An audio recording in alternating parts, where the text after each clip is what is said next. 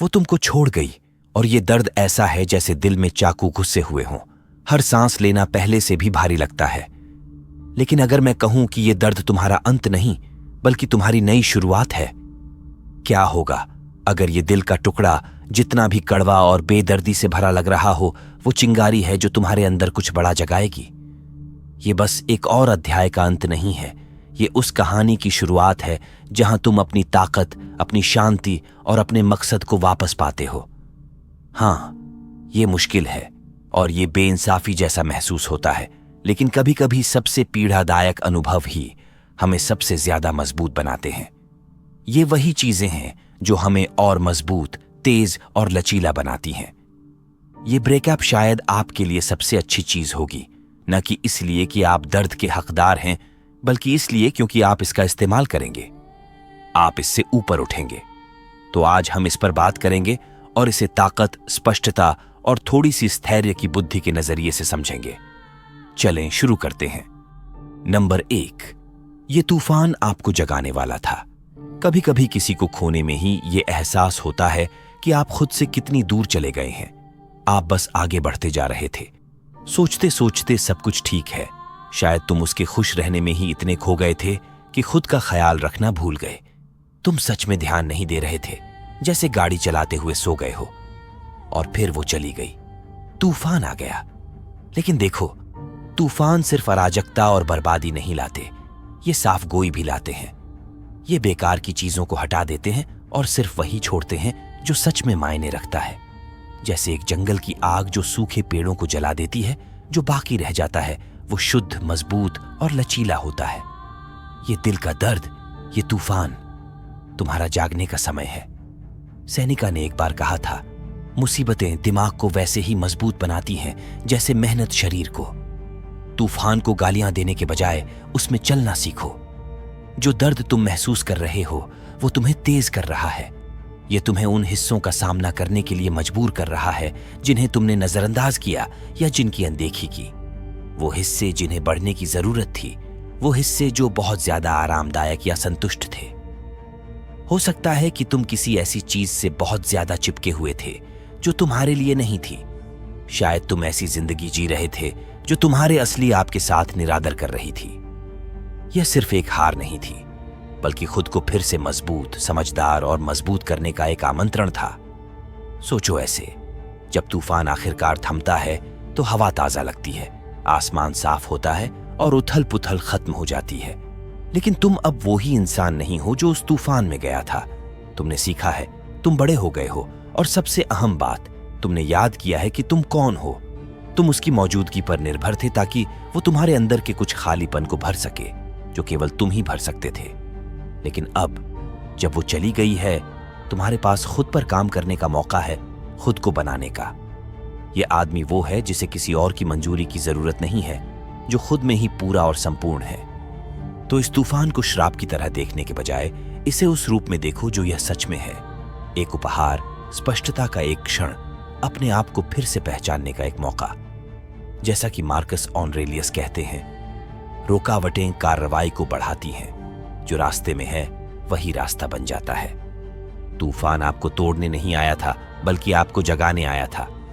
अब चुनाव आपका है, क्या आप तूफान को कोसेंगे या उसमें चलना सीखेंगे।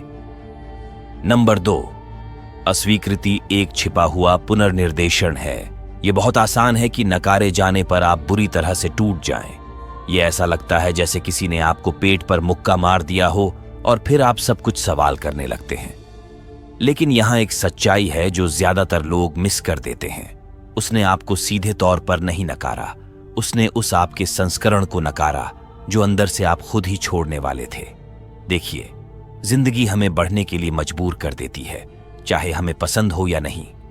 और कभी कभी ये बदलाव दर्द, नुकसान या किसी के जाने से होता है, जबकि हम सोचते हैं कि वो तो रुकेंगे। लेकिन क्या होगा अगर उसका जाना एक अंत नहीं था? क्या होगा अगर ये एक नई शुरुआत थी? ये सिर्फ एक दिशा बदलना है, एक जरूरी बदलाव जो तुम्हें कुछ बेहतर की ओर ले जाएगा। मार्कस ऑरेलियस का बाधाओं को समझाने का तरीका शानदार था। जो तुम्हारे रास्ते में है वही रास्ता बन जाता है। यह सिर्फ एक काव्यात्मक पंक्ति नहीं है, बल्कि जीने का एक फिलॉसफी है। जब वह गई तो ऐसा लगा जैसे तुम जो कुछ भी बना रहे थे वह सब ढह गया। लेकिन शायद वही पतन तुम्हारे लिए जरूरी था, क्योंकि अब तुम्हारे पास मजबूत नींव के साथ फिर से बनाने का मौका है। तुम इतनी कोशिश में लगे हुए थे कि उसे खुश रखने की और अपने आप का ऐसा संस्करण बनाने की कोशिश कर रहे थे जिसे तुम समझते थे। वह चाहती थी कि शायद तुम उसकी ओर इतना ध्यान दे रहे थे कि अपनी जिंदगी के रास्ते को भूल गए, और अब जब वो चली गई है तो तुम आखिरकार अपने लिए बने रास्ते पर चलना शुरू कर सकते हो। एक मूर्तिकार की तरह सोचो जो संगमरमर के एक बड़े टुकड़े से तराशता है। हर वार कठोर और दर्द भरा लगता है, लेकिन ये सब एक मास्टरपीस को सामने लाने का हिस्सा है जो अंदर छुपा हुआ है। निराशा भी कुछ इसी तरह काम करती है। वो तुम्हारे अंदर की उन चीजों को निकालती है जो तुम्हारे लिए फायदेमंद नहीं है और पीछे कुछ शुद्ध और सच्चा छोड़ जाती है। ये एक बंद दरवाजे का दुख मनाने के बारे में नहीं है, बल्कि ये पहचानने के बारे में है कि वो दरवाजा कैसे था। पहले नंबर पर उसके दरवाजे से अंदर जाना कभी नहीं था। उसकी अनुपस्थिति तुम्हारे लिए एक जगह बना रही है, तुम्हें बढ़ने और अपनी इच्छाओं, अपने उद्देश्य को पहचानने का मौका दे रही है। स्टोइकम एकदम सच्चाई को जैसे है वैसे ही स्वीकार करना सिखाता है, न कि जैसे हम चाहते हैं। उसका तुम्हें नजरअंदाज करना कोई असफलता नहीं थी, ये तो एक नया मोड़ था जो तुम्हें खुद की ओर वापस ले जा रहा है। और भले ही ये रास्ता अभी तुम्हें अनजान या असुविधाजनक लगे, ये कहीं महत्वपूर्ण ले जा रहा है। तो बंद दरवाजे पर ध्यान देने की जगह उस नए रास्ते की ओर ध्यान दो जो तुम्हारे सामने खुल रहा है। आगे बढ़ते हुए न बिटरनेस या पछतावे के साथ, बल्कि एक शांत और मजबूत इरादे के साथ। ये तुम्हारी कहानी का अंत नहीं है, बल्कि बस एक नया अध्याय है जहां तुम खुद अपनी स्क्रिप्ट लिख सकते हो बिना किसी और की उम्मीदों के। मुझे तुम्हारे विचार इस नजरिए पर जानने का इंतजार रहेगा, या तुम्हारे अपने अनुभवों पर जो तुमने दिशा बदलने और विकास के साथ किए हैं। नीचे कमेंट्स में बेझिझक शेयर करो, या बस मेरी राह ढूंढना टाइप करके उन लोगों के साथ एकजुटता दिखाओ जो अपने सफर को समझने की कोशिश कर रहे हैं। तुम्हारी सहभागिता बहुत मायने रखती है और मदद करती है।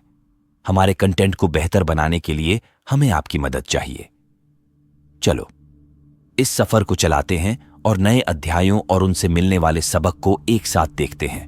नंबर 3, आप खुद नहीं बन रहे थे, चलो ईमानदार बनते हैं। कितनी बार आपने उसे खुश रखने के लिए अपने आप को पूरी तरह से बदलने की कोशिश की? शायद आपने वो करना बंद कर दिया जो आपको पसंद था, या फिर उन चीजों से सहमत होने लगे जिन पर आपको विश्वास नहीं था, सिर्फ शांति बनाए रखने के लिए। हो सकता है कि आपने अपने कुछ पहलुओं को छिपाने की कोशिश की, क्योंकि आपको लगा कि यही एकमात्र तरीका है काम करने का। लेकिन यह एक कठिन सच्चाई है कि उसे अपनी तरफ खींचने की कोशिश में तुम अपनी असली पहचान भूल गए। तुम वो बन गए जो तुम सोचते थे कि उसे पसंद है, और ये बहुत थकाने वाला है। ये ऐसा है जैसे हर दिन एक नकाब पहनना। आखिरकार तुम अपनी असली शक्ल भूल जाते हो। जब वो चली गई तो ऐसा लगा जैसे वो नकाब खींच लिया गया, है ना? अचानक तुम बिना किसी ढके हुए रह गए, ये नहीं जानते कि असल में तुम कौन हो उसके बिना। और इसी पल की खूबसूरती है, उसकी डिपार्चर ने उस नकली रूप को हटा दिया जिसे तुम खुद पर थोप रहे थे। ये सब एक तरह की भ्रांति को तोड़ने जैसा है, और भले ही इससे तुम्हें दर्द हुआ, लेकिन इसने तुम्हें स्पष्टता का उपहार भी दिया। इसे ऐसा समझो जैसे पुरानी खाल को उतारना। तुम उस संस्करण से बाहर निकल चुके हो जो तुम थे। अब तुम अपनी असली पहचान पर वापस जाने के लिए स्वतंत्र हो, उस इंसान के पास जो प्यार या स्वीकृति के लिए नहीं मापता। वह इंसान जो अपने मूल्यों पर मजबूती से खड़ा होता है। यही स्टोइक होने का मतलब है, अपनी कीमत को समझना बिना किसी बाहरी मान्यता की जरूरत के। एपिक्टेटस ने एक बार कहा था, पहले खुद से कहो कि तुम क्या बनना चाहते हो, और फिर वह करो जो तुम्हें करना है। यही बात है, तुम्हारे पास एक ऐसा पल है जब तुम्हें तय करना है कि तुम सच में कौन बनना चाहते हो। क्या तुम वो आदमी बनना चाहते हो जो अपनों को खुश करने के लिए हमेशा समझौता करता है, या वो आदमी जो हमेशा अपने सिद्धांतों पर रहता है, चाहे कोई भी उसके साथ रहे या न रहे? अपनी कमी को स्वीकार करना छोड़ दो और ये समझो कि जब तुम उसकी उम्मीदों में ढलने की कोशिश कर रहे थे, तब तुम अपनी पहचान खो रहे थे। अब जब वो चली गई है, तुम्हारे पास खुद से फिर से जुड़ने का मौका है। वो चीजें करना शुरू करो जो तुम्हें फिर से जीने का एहसास कराती हैं। अपने पुराने शौकों को फिर से जिंदा करो। अपने विश्वासों पर मजबूती से खड़े रहो। एक ऐसा आदमी जो अपनी कीमत समझता है वो कभी भी भीख नहीं मांगता। आपको प्यार किया जाएगा। वो खुद को किसी और के आइडियल में नहीं ढालता, बल्कि वो एक पेड़ की तरह मजबूती से खड़ा रहता है जो तूफान के बावजूद ऊंचा रहता है। जब सही इंसान आएगा तो वो उस ताकत को देखेगा और इसकी इज्जत करेगा। इसलिए इस मौके को अपनाओ और फिर से असली खुद बनो, न कि वो वाला जो मोड़ता है, खुश करने की कोशिश करता है या सिकुड़ता है, बल्कि वो जो मकसद और संकल्प के साथ जीता है। याद रखो, उसे खोना मतलब खुद को खोना नहीं है, बल्कि इसका मतलब है फिर से अपना रास्ता खोज लेना। नंबर 4, तुम्हें जो शांति मिली है उसका इस्तेमाल करो। जब वो चली जाती है तब जो खामोशी होती है उसका फायदा उठाओ। यह ऐसा लग सकता है जैसे भारी और घने कोहरे में फंसे हैं जो हर पल को पिछले से ज्यादा भारी बना देता है। अचानक आप अपने खुद के विचारों और भावनाओं में खो जाते हैं और उन यादों के दुख की प्रतिध्वनियों के साथ रह जाते हैं जो कभी सुंदर थीं। उस खामोशी को भरना, खुद को किसी और चीज में उलझाना या उसे वापस लाने के लिए दौड़ना बहुत आसान है। लेकिन सुनो, वो खामोशी तुम्हारा दुश्मन नहीं है। असल में ये एक तोहफा है, एक नया शुरुआत। ये पल है सोचने, खुद को फिर से स्थापित करने और फिर से बनाने का। यह जगह है, यह स्पष्टता है। आंधी के बाद का सुकून, जब तुम आखिरकार आराम से सांस ले सकते हो और सोच सकते हो कि असल में क्या मायने रखता है। सेनिका ने कहा था, कोई भी आदमी उतना दुखी नहीं होता जितना वो जो कभी मुश्किलों का सामना नहीं करता, क्योंकि उसे खुद को साबित करने का मौका नहीं मिलता। और अभी तुम सीधे चुनौती का सामना कर रहे हो। तुम्हारे जो रिश्ते थे वो अब नहीं है। वो आराम और पहचानी हुई चीजें सब छिन गई हैं। लेकिन ये खालीपन कोई सजा नहीं है, ये तो एक निमंत्रण है खुद से फिर से जुड़ने का, अपनी ताकत को परखने का, अपने दिमाग को फिर से बनाने का, अपने मकसद को किसी और की मंजूरी पर निर्भर किए बिना समझें। ये शांति उपजाऊ जमीन है जो आप इस खामोशी और एकांत में बोएंगे, वही आपके बनने वाले इंसान को तय करेगा। खामोशी को दबाने के बजाय इसे अपनाएं। इस समय का उपयोग अपने जीवन की जांच करने के लिए करें। आप कहां ज्यादा समझौता कर रहे थे? कहां आप अपनी ताकत, ऊर्जा और खुशी को सिर्फ उसे पास रखने के लिए खो रहे थे? अब जब कोई वीक डिस्ट्रैक्शंस नहीं है, आपके पास अपने मूल्यों के साथ फिर से संरेखित होने का मौका है।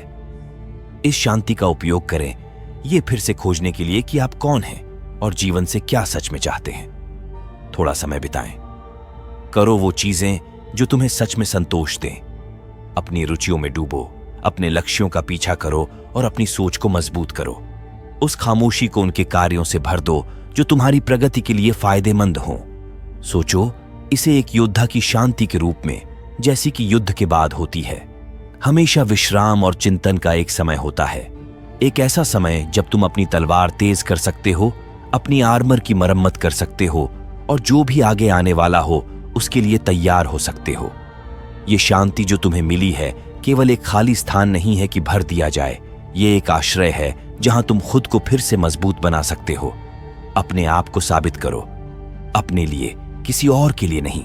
यह यात्रा अपनी शक्ति को वापस पाने के बारे में है, अपनी कीमत को समझने के लिए और आत्मनिर्भर बनकर जीना सीखने के लिए। जब तुम इस एकाकीपन से बाहर आओगे तो तुम्हारा मन स्पष्ट होगा, तुम्हारी इच्छा मजबूत होगी और तुम्हारा दिल मान्यता की तलाश नहीं करेगा। नंबर 5, तुम अपग्रेड करने के लिए स्वतंत्र हो। वो चली गई, अच्छा है।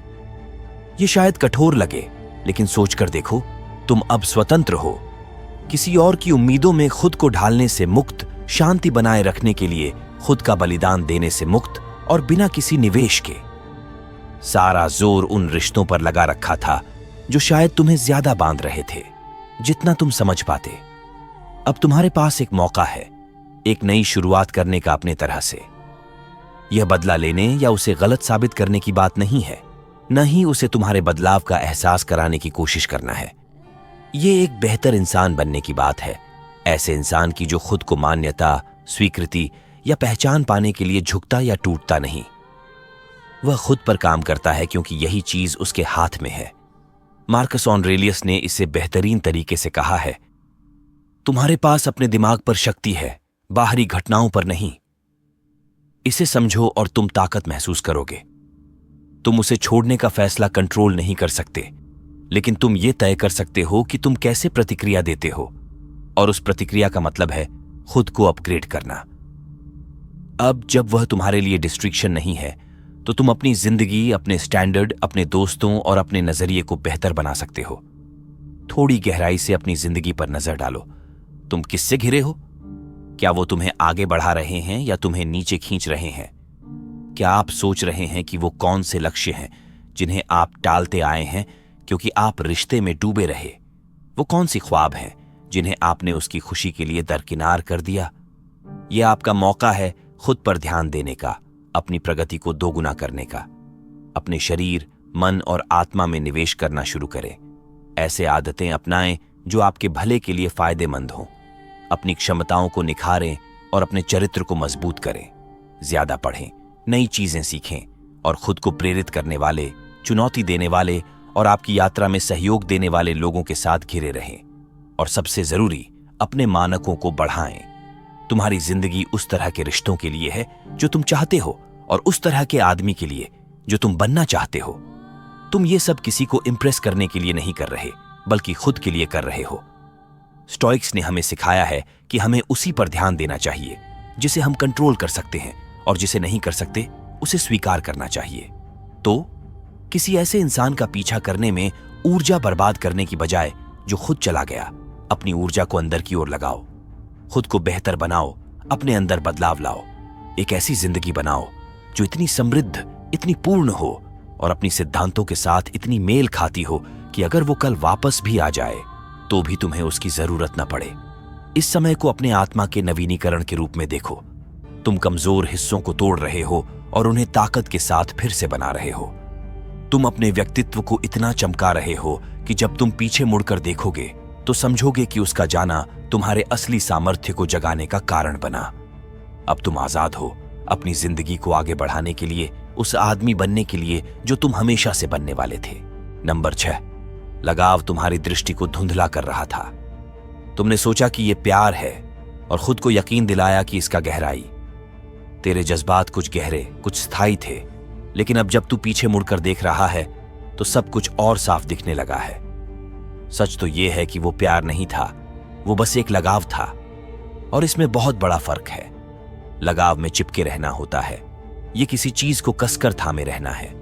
ऐसा नहीं कि वो तुझे नरिशस करती है, बल्कि इसलिए कि तू उस चीज के बिना अपनी जिंदगी को कैसे देखेगा, इससे डरता है। तुझे खालीपन, खामोशी और अकेलापन का डर था, इसीलिए तू कोशिश करता रहा, समझौते करता रहा, बहाने बनाता रहा। लेकिन अब जो धुंध थी वो हट चुकी है। उसका जाना कुछ ऐसा था जैसे एक तेज हवा चली जिसने सारे कुहासे को उड़ा दिया। उस साफ सुथरे दृश्य में तुम आखिरकार देख पाते हो कि तुमने किस किस चीज को सहन किया है। तुम्हें वो लाल झंडे नजर आने लगते हैं जिन्हें तुमने अनदेखा कर दिया था, अपने अंदर के हिस्सों को भी जिन्हें तुमने लड़ाई से बचने के लिए बंद कर रखा था, वो असुविधा जिसे तुमने प्यार की एक झूठी धारणा के नीचे दबा दिया था। तुम इतना उसकी छवि में खो गए थे कि तुमने असली जरूरतों को भुला दिया। तुम्हारे लिए स्वीकृति, मान्यता और परिचितता की चाह थी, और यह सब एक सुरक्षा जाल बन गया था जो तुम्हें अपनी कमियों और असुरक्षाओं से दूर रख रहा था। यह तुम्हें बढ़ने से रोक रहा था। जैसे एपिक्टेटस ने कहा था, सिर्फ शिक्षित लोग ही आजाद होते हैं। और भाई, तुम अभी अभी ग्रेजुएट हुए हो, यह अनुभव ही तुम्हारी शिक्षा थी। यह वो आग थी जिसने तुम्हारी भ्रांतियों को जला दिया और सिर्फ सच को छोड़ दिया। अब तुम्हारे पास ऐसे निर्णय लेने की ताकत है जो असलीता में है, न कि डिसएस्परेशन में। एक पल निकालो उस नई स्पष्टता की सराहना करने के लिए। इसे एक उपहार की तरह देखो। अब तुम हर चीज का आकलन ताकत के स्थान से कर सकते हो, कमजोरी से नहीं। तुम अपनी खुद की कीमत पहचान सकते हो, और जो चीजें वास्तव में तुम्हारे मूल्यों के अनुकूल नहीं हैं, उनके लिए समझौता करना बंद कर सकते हो। ये जैसे धूल को साफ करने जैसा है। देखो, आखिरकार तुम खुद को उस तरह देख रहे हो जैसे तुम हो, न कि जैसे तुम बनने की कोशिश कर रहे थे। और यही असली विकास की तरफ पहला कदम है, असली आत्मविश्वास की तरफ। एक ऐसा जीवन जो सिद्धांतों पर आधारित हो, न कि बस ख्वाबों पर। अब तुम उस टूटने की सच्चाई को देख पा रहे हो जिसे तुम हमेशा छिपा रहे थे। तुम उन दरारों, कमजोरियों और उन समझौतों को देख सकते हो जो तुमने कुछ ऐसा थामने के लिए किए थे जो कभी भी टिकने वाला नहीं था। और अब तुम ईमानदारी, साहस और इरादे के साथ फिर से निर्माण कर सकते हो। तुम आजाद हो उस लगाव से जो तुम्हें किसी ऐसे व्यक्ति के साथ बांधे रखता था, जो यात्रा आपके लिए नहीं थी, बल्कि यह आपके अपने विकास, अपनी खुशी और अपने उद्देश्य पर ध्यान केंद्रित करने का वक्त है। याद रखें, स्पष्टता ही ताकत है। और अब जब आप चीजों को साफ साफ देख पा रहे हैं, तो आपकी राह में कोई भी चीज आपको उस इंसान बनने से नहीं रोक सकती जो आप होना चाहते हैं। अतीत पर विचार करने से अक्सर हमारा रास्ता आगे की ओर साफ हो जाता है। अगर अटैचमेंट और प्यार के इस मुद्दे पर आपकी किसी भी तरह की समझ या एहसास हुआ है, तो कृपया नीचे कमेंट करके अपने विचार शेयर करें। आपके विचार हमारे चर्चा को समृद्ध बनाते हैं।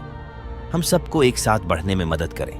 शायद आपने भी कुछ ऐसा अनुभव किया होगा, या शायद आप बस अपने रिश्तों की असलियत पर सवाल उठाना शुरू कर रहे हैं। किसी भी तरह से अपनी कहानी साझा करके या बस साफ सफाई की तलाश में टाइप करके आप अपनी आत्म खोज के सफर में एक सक्रिय कदम उठा रहे हैं और दूसरों को भी कम अकेला महसूस कराने में मदद कर रहे हैं। चलिए हम एक दूसरे का समर्थन करते रहें ताकि हम अपनी समझ को क्रियान्वित कर सकें और एक ऐसा समुदाय बनाएं जहां विकास और असली समझ बढ़ सके।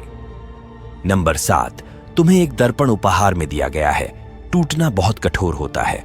ये आपकी आत्मा को चीर देता है, आपको हर चीज पर सवाल उठाने पर मजबूर करता है और आपको आपके सबसे अंधेरे पहलुओं का सामना करने के लिए खड़ा कर देता है।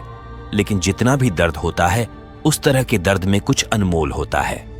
यह सच्चा है, यह कच्चा है, ये सारे बहाने, सारी सफाई और वो मास्क हटाकर रख देता है जो आपने शांति बनाए रखने के लिए पहने थे।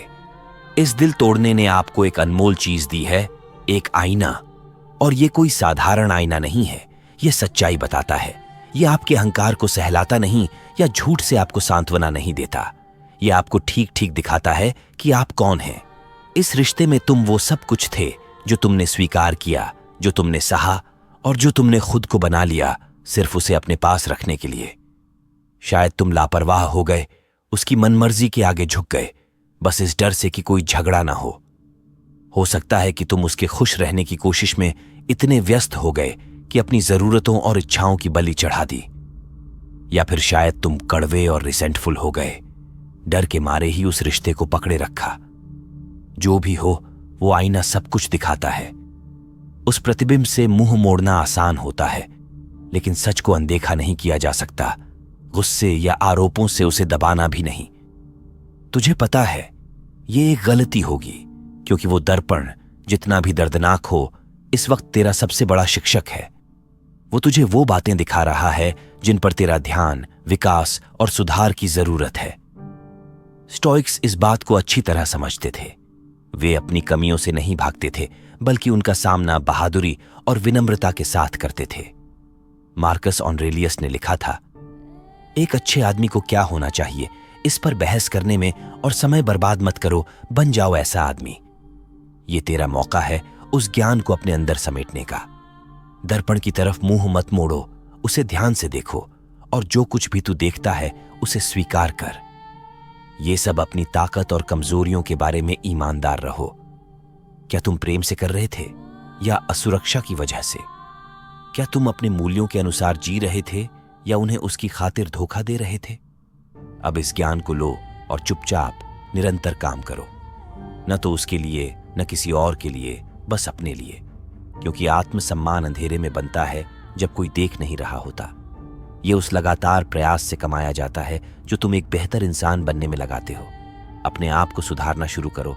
ऐसी आदतें बनाओ जो तुम्हारे मन, शरीर और आत्मा को मजबूत करें। अपने काम को अपने सिद्धांतों के साथ जोड़ो।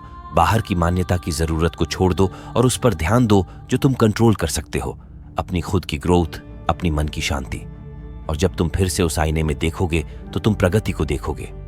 तुम एक ऐसे आदमी को देखोगे जिसने अपनी कमियों का सामना किया, भागा नहीं। एक ऐसे आदमी को जो दर्द को अपनाया और उसे बदलने के लिए इस्तेमाल किया। यही असली ताकत है, यही असली आजादी है। इसलिए आईने में जो नजर आए उससे मत डरो, उसे अपनाओ। इसे अपना मार्गदर्शक बनने दो जब तुम अपने आप को फिर से बना रहे हो। नंबर 8, साइलेंस ने सिखाया कि करीबी रिश्ता क्या नहीं सिखा सकता। तुमने सोचा था कि उसके साथ रहना, पल बांटना, बातें करना और नजदीकी ही असली विकास का रास्ता है। लेकिन अब जब उसकी आवाज खाली जगहों को भरने के लिए नहीं है तो तुम कुछ और गहरा खोज रहे हो। अकेलापन असली में अकेलापन नहीं है, यह तुम्हारी आत्मा के लिए ताकत बनाने का एक तरीका है। ये वो चूल्हा है जहां असली शख्सियत बनती है, जब सब बाहरी ध्यान भटकाने वाली चीजें हटा दी जाती हैं। आपके पास अब केवल अपने ख्याल बाकी हैं और इसी वक्त असली सबक मिलते हैं। जब वह आपके पास थी तब जरूरी चीजों को नजरअंदाज करना आसान था। आप अपनी ही कमियों और इनसिक्योरिटीज को उसके साथ होने की सुविधा में छिपा सकते थे। आप अपने आप को रोकने की कोशिश कर सकते थे क्योंकि आपको लगता था कि सब ठीक है उसे देखकर। लेकिन अब इस खामोशी में आपके पास छिपने के लिए कुछ नहीं है, और यही वजह है कि यह खामोशी एक उपहार है, क्योंकि अब आप सच में खुद को सुनने का मौका पा रहे हैं, अपने डर, अपनी ताकतों को। कई ऐसे हिस्से हैं तुम में जो ध्यान की मांग कर रहे थे, लेकिन तुम्हारी ज्यादा फोकस उनके बजाय उस पर थी। स्टोइक्स ने एकाकीपन को स्वीकार किया। वो अकेले रहने से नहीं डरते थे, बल्कि उसे अपनाते थे, क्योंकि एकाकीपन का मतलब था स्पष्टता। यह एक मौका था अपने विचारों को परिष्कृत करने, अपनी सहन शक्ति को परखने और अपनी आंतरिक शक्ति को मजबूत करने का। सैनिका ने लिखा था, यह मन की ताकत है कि इसे कभी भी पराजित नहीं किया जा सकता। यह ताकत अकेलेपन में विकसित होती है, न कि हमेशा एक दूसरे के करीब रहकर। इस समय आप अपने मन को आत्मनिर्भर बनाना सिखा रहे हैं। आप खुद को यह सिखा रहे हैं कि अंदर से संतोष कैसे पाया जाता है, न कि किसी और के पीछे दौड़कर। और जबकि यह अकेलापन शुरुआत में दर्दनाक लग सकता है, यह आपको असल में मजबूत बना रहा है। यह आपकी जागरूकता को तेज कर रहा है और आपको अगले जो भी आए उसके लिए तैयार कर रहा है। जैसे मांसपेशियां प्रतिरोध से मजबूत होती हैं, वैसे ही आपका मन भी अकेलेपन के माध्यम से मजबूत होता है। हर वो पल जो आप बिना किसी ध्यान भटकाव या आराम के अपने आप का सामना करके गुजारते हैं, वो एक समय है जब आप सीख रहे हैं कि अपने साथ रहना कितना अच्छा हो सकता है। आप चुप्पी की अहमियत समझने लगे हैं, बजाय इसके कि उससे डरें। ये वो ताकत है जो किसी के जाने या उनकी राय से हिल नहीं सकती। ये वो ताकत है जो तब भी मजबूत रहती है जब कोई भी आपके पास नहीं होता। अब आप किसी और पर निर्भर नहीं हैं ताकि आप पूरी महसूस करें। इसीलिए चुप्पी से मत डरो, उसे खुशी खुशी अपनाओ, उसमें गोता लगाओ और इसे अपने असली आप को जानने के लिए इस्तेमाल करो, जब कोई और आपके आसपास नहीं हो, क्योंकि वही असली इंसान है जो आप हैं। वो और भी मजबूत, समझदार बनकर उभरेगा और जिंदगी के किसी भी मुश्किल का सामना करने के लिए तैयार रहेगा। नंबर 9, इमोशंस मैसेजर्स होते हैं, मास्टर्स नहीं। हाँ, ये दर्द होता है, ये असली होता है, कच्चा और बिना छानबीन का। ये आपके सीने में घुस जाता है, गले को कसता है और आपको सोचने पर मजबूर कर देता है कि कोई अनदेखी चीज इतनी भारी कैसे महसूस हो सकती है। और आपके भीतर का एक हिस्सा बस इससे भागना चाहता है, इसे भुलाना चाहता है, या फिर ध्यान भटकाने से इसे सुन्न करना चाहता है। लेकिन बात यह है कि दर्द से बचने की कोशिश करने से इसका पकड़ और मजबूत होता चला जाता है। सच ये है कि इमोशंस मैसेजर्स की तरह होते हैं। ये आपके पास कुछ महत्वपूर्ण कहने के लिए आते हैं, लेकिन अगर आप इन्हें अनदेखा करते हैं, यहां तक कि उन्हें दबाने से भी वो गायब नहीं होते, बस उनकी दस्तक और तेज हो जाती है। लेकिन ध्यान देने वाली बात यह है कि वे आपके मालिक नहीं हैं, बल्कि सिर्फ संदेशवाहक हैं। वे आपको नियंत्रित नहीं करते और न ही आपकी पहचान तय करते हैं। वे बस आते हैं और अपना संदेश देने के लिए। उसके बाद यह आपके ऊपर है कि आप उसके साथ क्या करना चाहते हैं। अपनी भावनाओं को दरवाजा खटखटाने दो, उन्हें सुनो, दर्द, उदासी और गुस्से को मानो, बिना किसी निर्णय के इसे महसूस करो। लेकिन फिर जैसे आप किसी मेहमान को विदा करते हैं जो ज्यादा समय तक रुक गया हो, वैसे ही उन्हें भी कोमलता से दरवाजा दिखा दो। एक ढंग से कहा जा सकता है, वो यहां ठहरने के लिए नहीं होते, बल्कि गुजरने के लिए होते हैं, और हर बार आपको थोड़ा समझदार और थोड़ा मजबूत छोड़कर जाते हैं। सैनिका ने कहा था, हम वास्तविकता से ज्यादा अपनी कल्पनाओं में पीड़ित होते हैं, और यह सच है। आपकी ज्यादातर पीड़ा उस पर आधारित नहीं है जो हुआ, बल्कि उन कहानियों पर है जो आप खुद से कह रहे हैं। यह अनंत चक्र है पछतावे का, क्या होता अगर का, और चीजें अलग होती तो कैसे होती।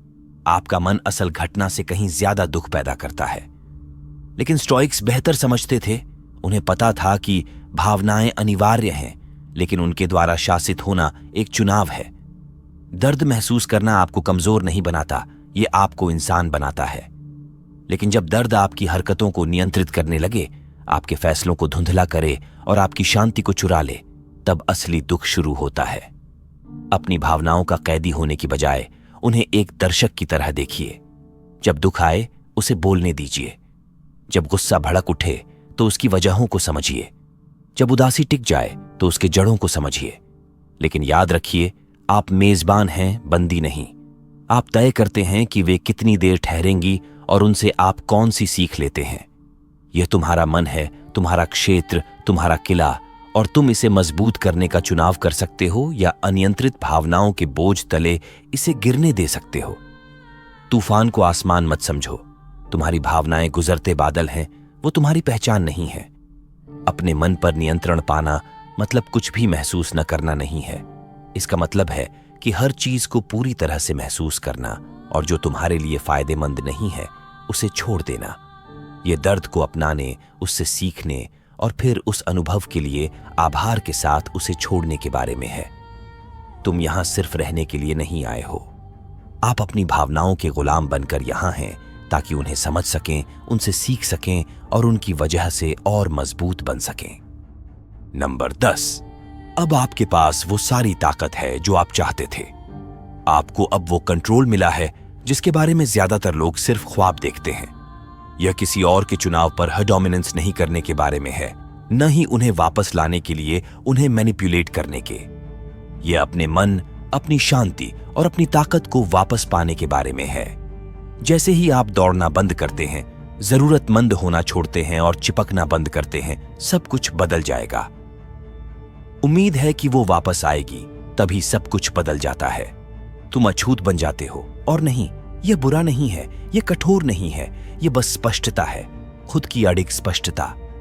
जब तुम उसे पाने की कोशिश में इतने उलझे थे तो तुमने अपना सामर्थ्य एक एक करके खो दिया। तुमने अपनी खुशी उसके हाथों में सौंप दी। तुमने अपनी कीमत उसकी नजर में देखी। तुम उसकी स्वीकृति की उम्मीद में जीते रहे। लेकिन अब यह सब पीछे छूट चुका है। स्टोइक्स ने इसको अच्छे से समझा था। एपिक्टेटस ने सिखाया कि जो चीजें तुम्हारे बाहर हैं, यहां का नियंत्रण कभी भी असल में तुम्हारा नहीं होता, और इसमें उसके फैसले, उसके भावनाएं भी शामिल हैं। तुम ये नहीं नियंत्रित कर सकते कि वह कब चलकर चली जाएगी या किसी और को चुन लेगी, लेकिन तुम ये नियंत्रित कर सकते हो कि तुम कैसे प्रतिक्रिया करते हो। तुम ये नियंत्रित कर सकते हो कि तुम खुद को कैसे फिर से बनाते हो। तुम यहां उसे वापस पाने के लिए नहीं हो, बल्कि अपने आप को वापस पाने के लिए हो। उस ऊर्जा, समय और ध्यान को फिर से हासिल करने के लिए जो तुमने उसमें लगा दिया था, और उसे अपने विकास, अपनी खुशी और अपने मकसद की ओर मोड़ने के लिए। जरा सोचो, और क्या ज्यादा ताकतवर है, किसी को खींचकर उनकी परवाह करवाना या ऐसा जीवन बनाना जो इतना संतोषजनक हो कि तुम्हें उनकी मंजूरी की जरूरत न पड़े। जब तुम बाद वाला रास्ता चुनते हो तो तुम्हें पहले ही जीत मिल जाती है, क्योंकि अब तुम प्रचुरता से काम कर रहे हो, कमी के भाव से नहीं। तुम अपने ही सिद्धांतों से प्रेरित हो, न कि किसी और के प्यार या स्वीकार्यता की चाह से। मार्कस ऑरेलियस ने कहा था, तुम्हारे मन पर तुम्हारा ही अधिकार है, बाहर की घटनाओं पर नहीं। इसे समझो और तुम शक्ति पाएंगे। ठीक यही तुम अभी कर रहे हो। तुमने वो शक्ति वापस ले ली है जो तुमने पहले इतनी आसानी से किसी और को दे दी थी। और जो बात इसे खूबसूरत बनाती है वो ये है कि कोई भी इसे तुमसे नहीं छीन सकता। ये किसी तरह की बेपरवाही या अपने जज्बातों को बंद करने के बारे में नहीं है, बल्कि ये समझने के बारे में है कि तुम्हारी मानसिक शांति की रक्षा करना तुम्हारा काम है। तुम्हारी कीमत किसी और की स्नेह या अनुमोदन पर निर्भर नहीं है, तुम खुद में ही पूरे हो। और जब तुम ये महसूस कर लेते हो, जब तुम इसे अपनी रगों में गहराई तक महसूस कर लेते हो, तो तुम बेमिसाल बन जाते हो, क्योंकि अब तुम्हारी खुशी किसी और के हाथों में नहीं रहती। ये सब तुम्हारे अंदर ही है। एक स्टोइक आदमी ना तो पीछे भागता है, ना ही भीख मांगता है, और ना ही अपने आत्मसम्मान को किसी को वापस पाने के लिए गिरवी रखता है।